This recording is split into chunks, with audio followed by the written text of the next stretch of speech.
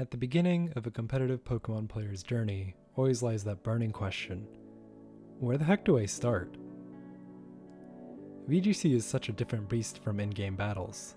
For starters, it's double battle format, meaning you send out 2 Pokemon at a time. How do you even begin the learning process? For me, that question has a surprisingly simple answer. You start with the Pokemon. There are over 1,000 Pokemon, but of course, they aren't all used. While knowing your options is great, when you're just starting out, knowing around the top 25 Pokemon will carry you far. We determine how good a Pokemon is by splitting them into the 4 attributes that make them unique: their stats, move pool, typing, and ability. Stats are the visible numbers that quantify that Pokemon's offensive power, how much damage it takes from attacks, and their move order in relation to other Pokemon. Attack and special attack give a Pokemon their firepower.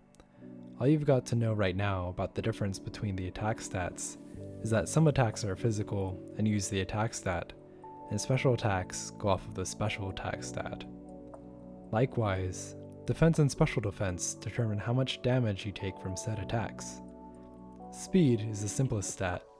Whichever Pokemon has the highest speed on the field goes first, in order until the Pokemon with the lowest speed goes last.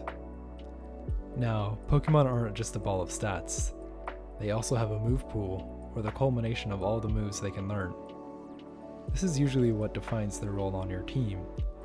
Even if a Pokemon has great offensive stats, if it doesn't have any powerful attacking moves, it's a moot point. Likewise, Pokemon with a ton of great moves can pivot between attacking, lowering the opponent's stats, or increasing their allies' stats. Typing goes hand in hand with move pool. A Pokemon's typing determines their resistances, weaknesses, and immunities to attacking moves, along with some other special attributes that I'll explain in later videos. Both moves and Pokemon have typings, so let's briefly talk about how move typing interacts with Pokemon typing. For example, let's take Smoliv, a grass-type Pokemon.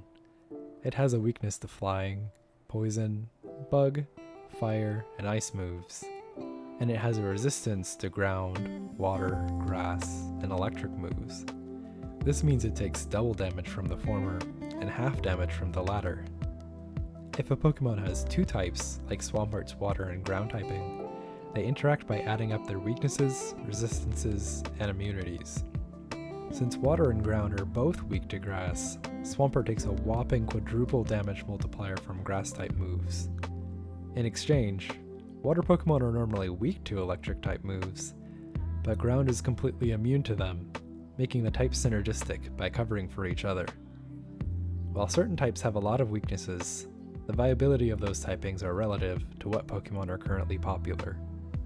Finally, every Pokemon has an ability. Abilities are a wild card. They simply do what they say on the tin.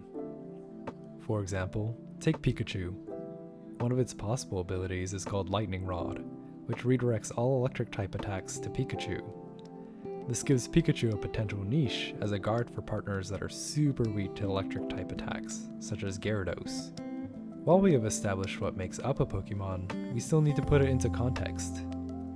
How do we look at this information and determine if it adds up to a competitive Pokemon? For that, we need to understand tempo. Tempo is how much both of your Pokemon can accomplish in one turn.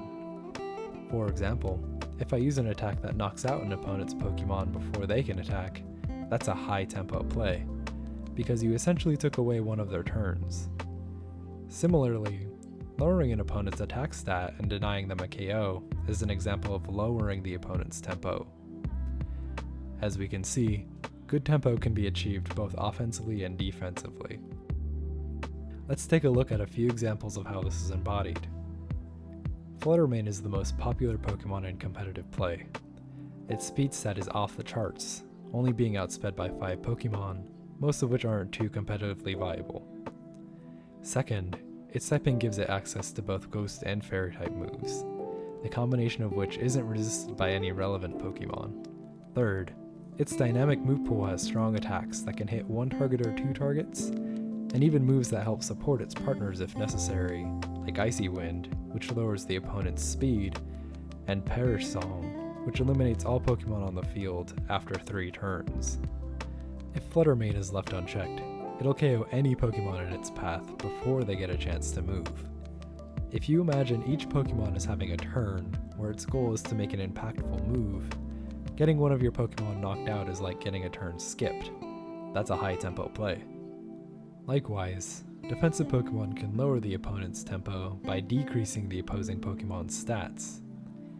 Incineroar is another popular Pokemon due to the combination of its move pool and ability. First, it has access to an incredible amount of support moves.